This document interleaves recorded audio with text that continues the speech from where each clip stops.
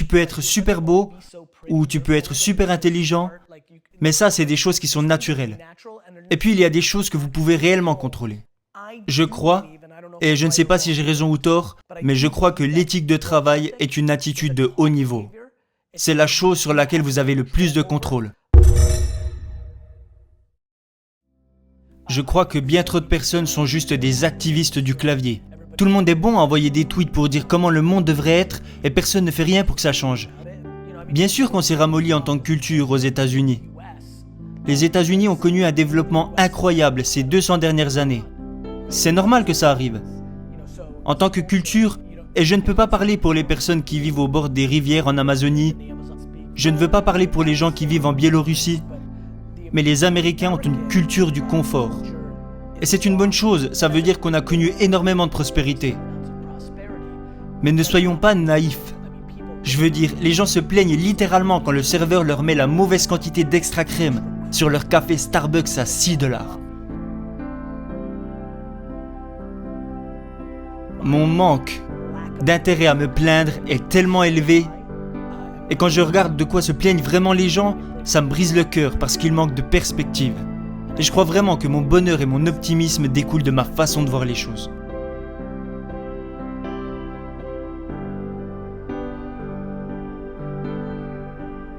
La réalité, c'est qu'il n'y a jamais eu de meilleure période pour être un être humain.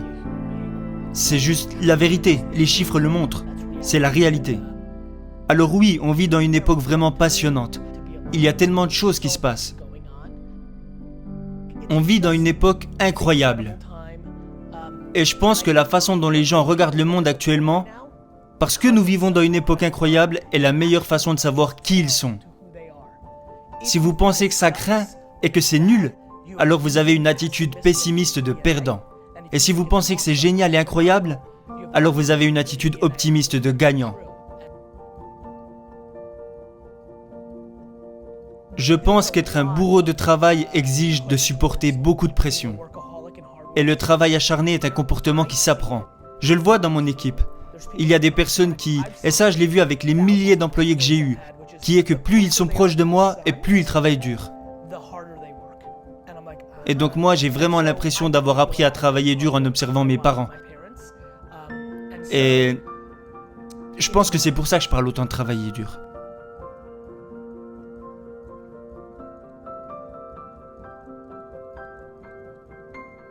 Je regarde les gens donner des conseils entièrement basés sur l'ADN et le talent naturel et je me dis « Ok, je comprends parce que je pourrais lancer un ballon de football tous les jours, 9 heures par jour. Je ne suis juste pas physiquement construit pour être compétitif au plus haut niveau. » Alors oui, je pense que si quelqu'un regarde ça en ce moment et qu'il veut retenir une chose, ça serait « Tu peux être super beau ou tu peux être super intelligent, mais ça c'est des choses qui sont naturelles. » Et puis il y a des choses que vous pouvez réellement contrôler. Je crois, et je ne sais pas si j'ai raison ou tort, mais je crois que l'éthique de travail est une attitude de haut niveau. C'est la chose sur laquelle vous avez le plus de contrôle. Ouais, et tu sais ce qui m'a fait prendre conscience de ça ? Vouloir être en meilleure santé. J'avais 38 ans et c'est pas venu naturellement. Ça ne m'est pas venu naturellement du tout même.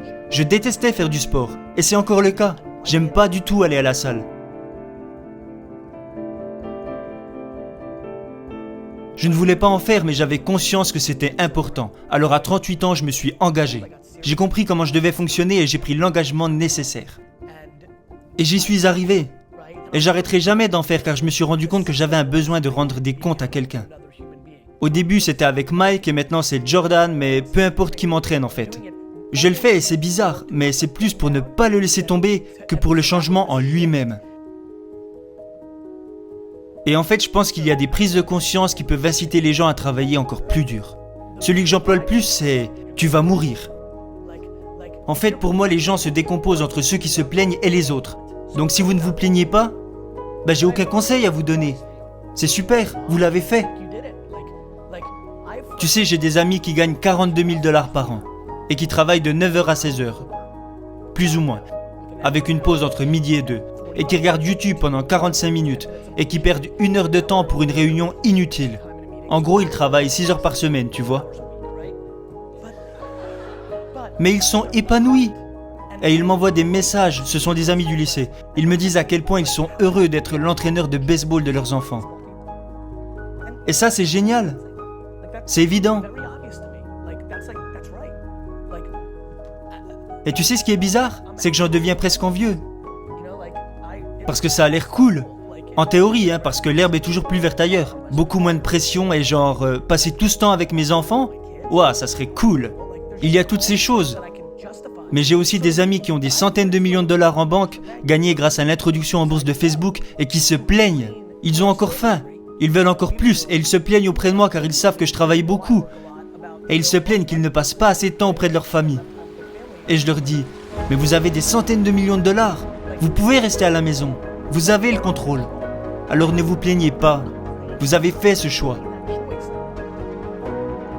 Vous voulez passer plus de temps avec votre famille? Alors passez plus de temps avec votre famille. On en revient à ce qu'on disait à propos des activistes du clavier. Moi, j'essaie de faire très attention à ce que je dis par rapport à ce que je fais. Parce que c'est comme ça que tu t'exposes. Et je ne dis pas que les gens vont vous appeler pour vous dire que vous êtes nul. Je veux dire, c'est pour vous-même. Je ne veux pas être exposé par moi-même. C'est comme se regarder dans le miroir et se demander « Est-ce que j'ai fait ça bien ?» Il y a tellement de gens qui parlent et disent à quel point ils vont devenir un entrepreneur à succès et qui parlent de tout ce qu'ils vont réaliser, mais ils ne travaillent pas le week-end. J'ai travaillé tous les samedis quand j'avais 20 ans et je parle à des entrepreneurs qui ont 20 ans tous les jours. Récemment, je leur ai dit « Ce samedi, vous allez avoir plus de temps que j'en ai eu au cours de toute ma vingtaine. Alors avant de me dire à quel point vous allez devenir meilleur que moi, commencez à penser à ce que vous faites réellement. » J'ai l'intention d'inculquer la gentillesse à mes enfants. J'ai l'intention de leur inculquer de la perspective. J'ai envie de leur inculquer, en fait, juste le fait d'être de bonnes personnes. Je prévois de m'assurer qu'ils n'utilisent pas la richesse ou la petite célébrité de leurs parents comme effet de levier pour l'imposer à d'autres personnes. J'ai vraiment peur de ça.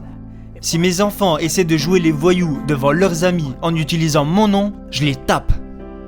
Ça, c'est une attitude de loser. Faut pas faire ça. Je ne suis pas obsédé par la tactique. Je suis obsédé par la religion.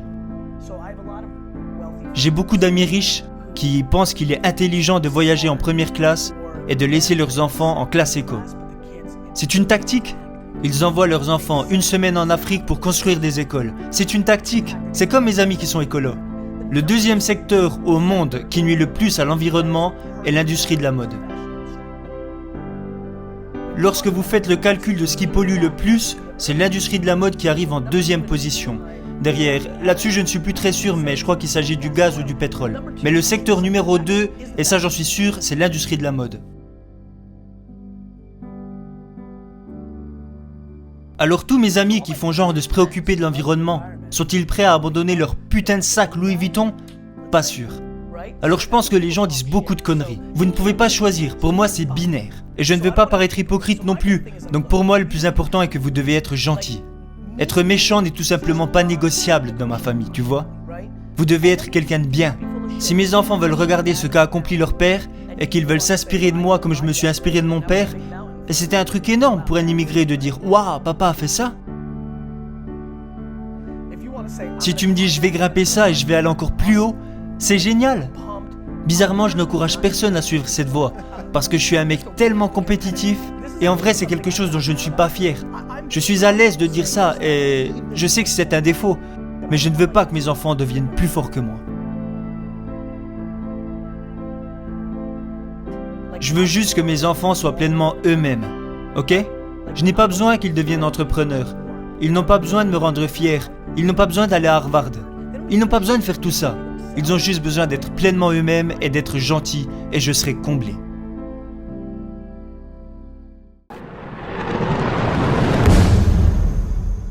Je crois que la race humaine est énormément sous-estimée. Nous sommes bons. Bien sûr qu'il y a des mauvais. On est 7 putains de milliards. Mais quand on regarde notre score global, c'est de la merde. Savez-vous le nombre de fois où on pourrait dire un truc qui ferait de la peine à quelqu'un et on choisit de ne pas le dire? On est toujours là. On a gagné. On est l'être alpha et on a réussi à s'organiser tous ensemble. C'est dingue quand on y pense.